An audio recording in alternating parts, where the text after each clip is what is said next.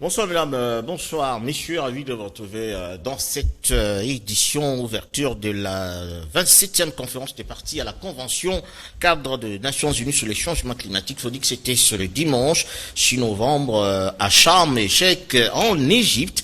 Les dirigeants du monde vont donc devoir discuter autour des différents thèmes retenus à la pré-COP 27 à Kinshasa, notamment l'atténuation, l'adaptation, les pertes climatiques ainsi que les finances climat. Nous avons Prince Yambouyi pour ce reportage.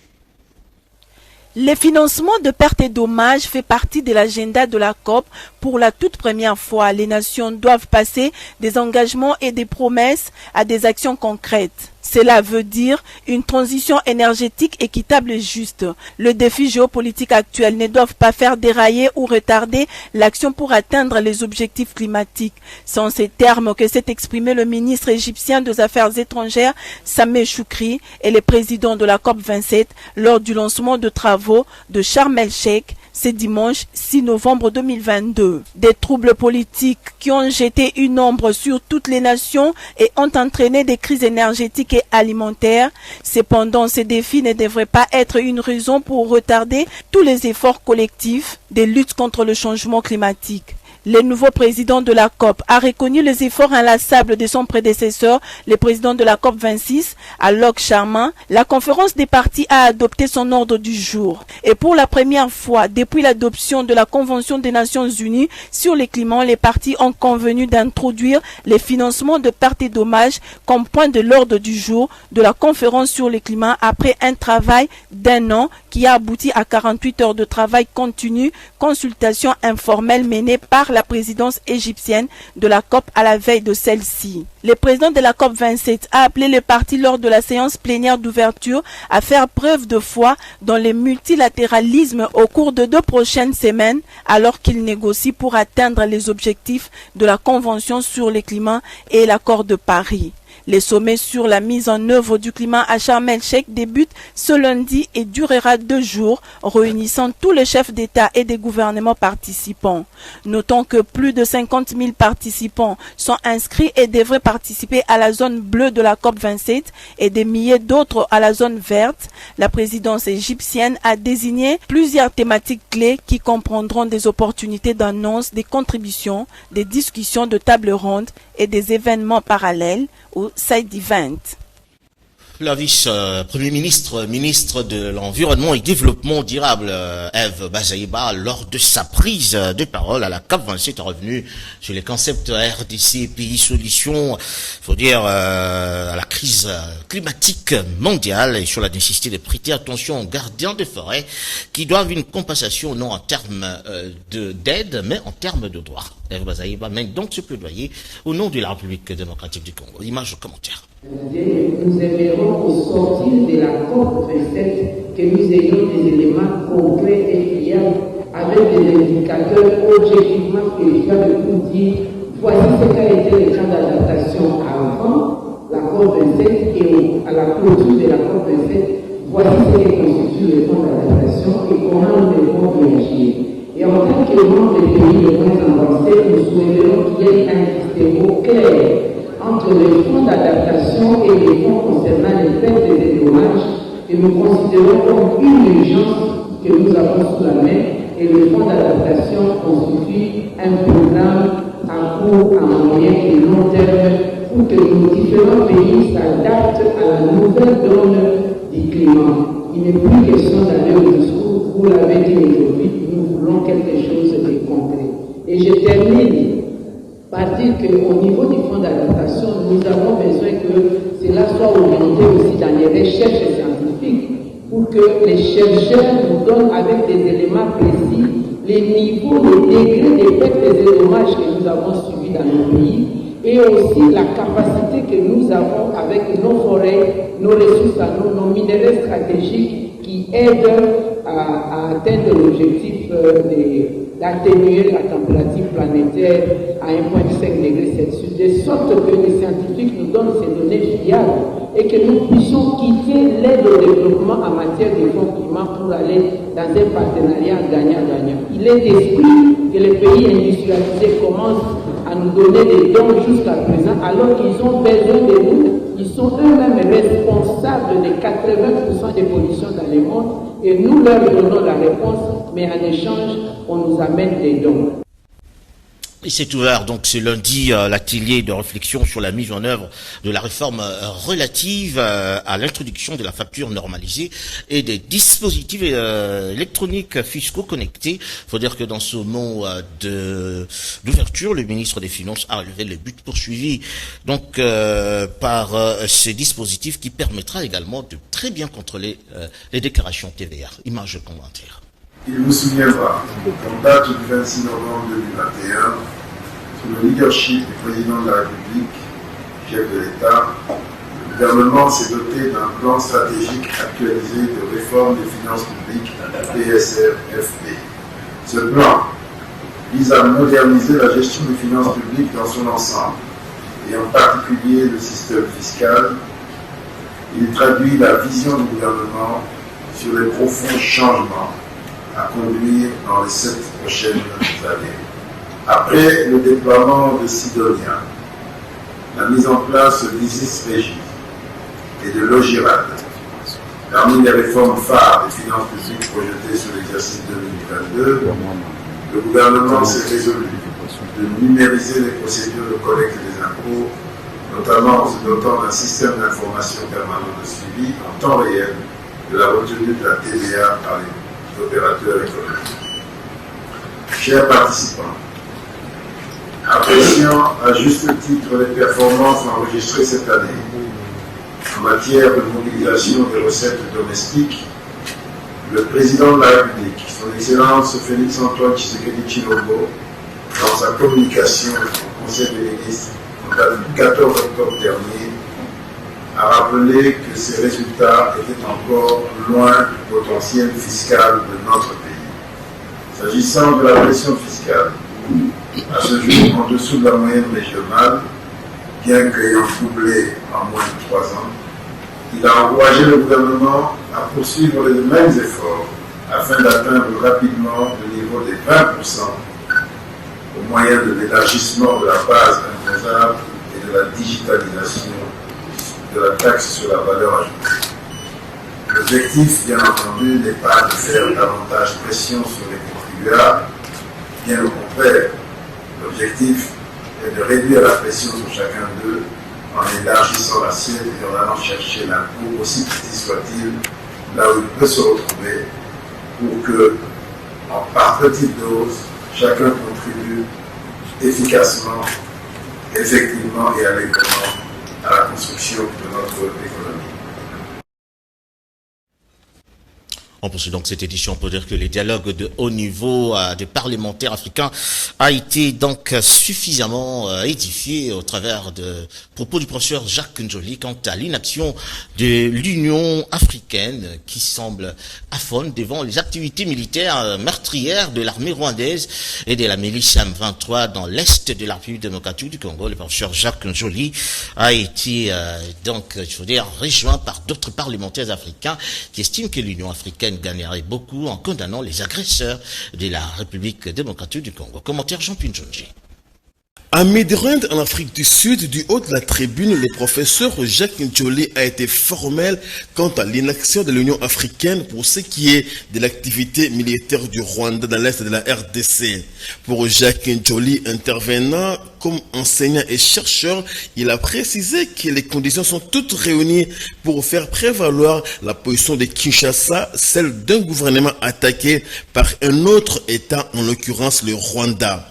L'inaction de l'Union africaine serait l'élément déclencheur d'une méfiance justifiée des Congolais à l'endroit de l'Union africaine. Des questions pertinentes et adaptées aux réalités sur terrain doivent être posées, n'a cessé de préciser le professeur Jacques Njoli. Ce n'est qu'à ces prix que le vrai contexte sera cerné et des réponses idoines données au souci des Congolais. De ce point de vue, l'Union africaine est plus que jamais interpellée. L'Institut pédagogique, l'Institut supérieur pédagogique de la Gombe est bel et bien connecté à la Bibliothèque nationale numérique du ministère de l'enseignement supérieur et universitaire. Cette cérémonie de démonstration de cette connectivité et des distributions de cartes SIM aux étudiants de l'ISP Gombe n'a eu qu'un seul objectif, de donner aux apprenants la possibilité d'accéder gratuitement à leurs ressources pédagogiques. Clavier Ladiac. Les étudiants de l'Institut supérieur pédagogique de la Gombe peuvent désormais effectuer leurs recherches scientifiques et accéder gratuitement à leurs documents pédagogiques grâce à la Bibliothèque nationale numérique du ministère de l'enseignement supérieur et universitaire. La démonstration de cette connectivité à la bibliothèque gratuite en ligne a eu lieu en présence du représentant du ministre de tutelle, de la directrice générale de l'ISP Gombe ainsi que du représentant de la société RTL RDC. Cette activité que nous situons dans le processus de transformation, de rénovation et de modernisation de notre système éducatif supérieur axé sur la mise en œuvre effective du système LMD constitue la concrétisation de la volonté du président de la République. Le lancement de cette bibliothèque numérique permet de rendre les livres et le patrimoine écrit accessibles à tous les étudiants à travers le pays, dans toutes les zones que bénéficie la large couverture du réseau RTL. Grâce à la carte SIM Academia distribuée gratuitement à chaque étudiant, diverses ressources pédagogiques seront à la portée de l'apprenant. Pour ce faire, la gestionnaire de l'ISP Gombe, la professeure Gertrude Ekombe Ekofo, a salué avec respect la matérialisation de ces projets de numérisation. J'invite à cette occasion les étudiants qui en sont les premiers bénéficiaires d'en faire bon usage et de s'en approprier pour favoriser leur réussite et améliorer la qualité de leurs recherches scientifiques. À titre symbolique, une carte SIM a été remise à la directrice générale Gertrude Ekombe Ekofo de l'ISP Gombe. Saluons le projet de numérisation du secteur de l'enseignement supérieur universitaire en République démocratique du Congo. Madame la directrice générale de l'ISP Gombe, le professeur Dr Gertrude Ekombe Ekofo, a demandé à la communauté estudiantine de s'approprier la bibliothèque en ligne en vue d'accéder, il faut dire, aux ressources pédagogiques. Une fois de plus, Clavier à la diaconie en reportage. C'est un grand jour aujourd'hui. Parce que la numérisation qui était hier un rêve, la numérisation de l'enseignement supérieur universitaire, aujourd'hui est devenue une réalité. Et c'est la première dans l'histoire de l'enseignement supérieur et universitaire. Nous avons aujourd'hui ce que nous pouvons appeler un grand instrument didactique pour nos étudiants. Parce que la plupart de nos bibliothèques ne sont pas aussi riches que cette bibliothèque nationale numérique.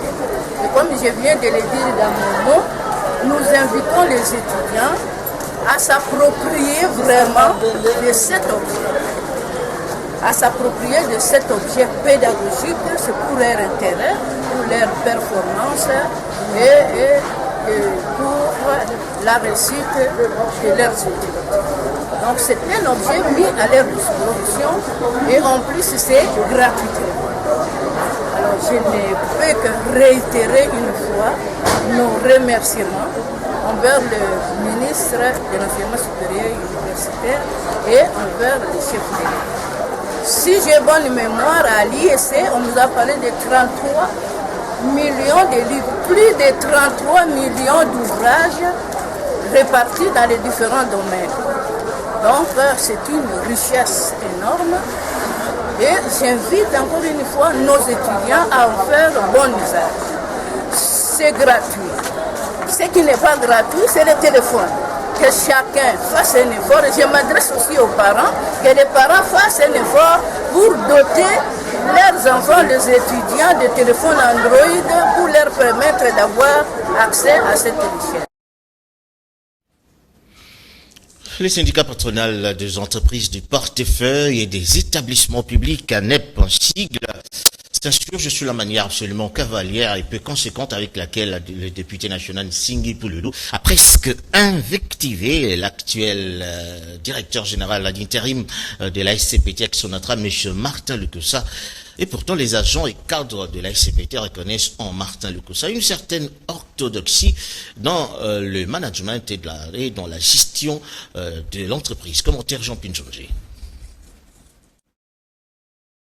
Pour les comités exécutifs de la NEP, les allégations du député national Nsingui Pouloulou contre Martin Lukusa, DGAI de la SCTP ex-Onatra, constituent une grosse indignation à l'endroit d'un mandataire public et pris d'abnégation et de bon sens pour redresser l'entreprise confrontée actuellement à d'énormes défis. La correspondance de la NEP au président de l'Assemblée nationale a déclenché un sentiment de répugnance des agents de l'ex-Onatra face à Pichon Nsingui Pouloulou. Ainsi, ils renouvellent leur confiance à Martin Lukusa, comme pour dire l'action de Nsingui Pouloulou n'a été qu'un pétard mouillé. En lisant aussi ces éléments de réponse, on sent que les DG ils maîtrisent son domaine, on sent que les DG il ressemble à un enfant maison, quelqu'un qui connaît et il s'est bien défendu, il a répondu favorablement à nos préoccupations.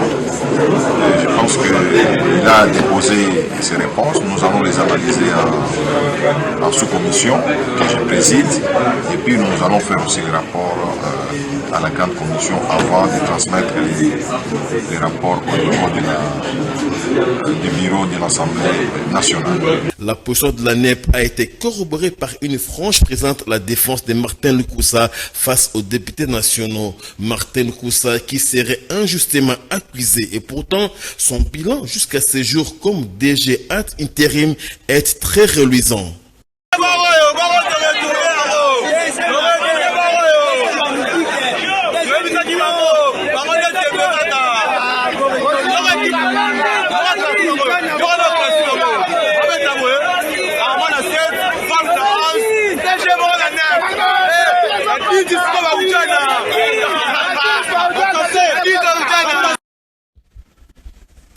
En clôture donc cette édition pour dire que la dernière pluie diluvienne tombée sur la ville de Kinshasa n'a pas épargné la route Sekomaf complètement défoncée, comme le montrent donc ces images. Il faut dire que ces habitants environnants sont plus que jamais menacés de disparition.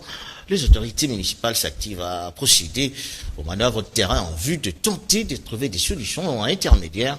Dans l'entretemps, il est recommandé à la population la plus grande prudence et surtout ne pas emprunter les voies déjà fragiles. Voilà, comme je l'ai dit, donc c'est par ici pour enfin cette édition. Merci à vous de nous avoir suivis. Merci à Clavier Yaladiakou, Serge Makoso, Mario Ambongo Kuparbola, Joël Pembele ainsi que Tony Bida pour sa réalisation. On se retrouve donc demain à la même heure. D'ici là, portez-vous bien. Bonsoir chez vous.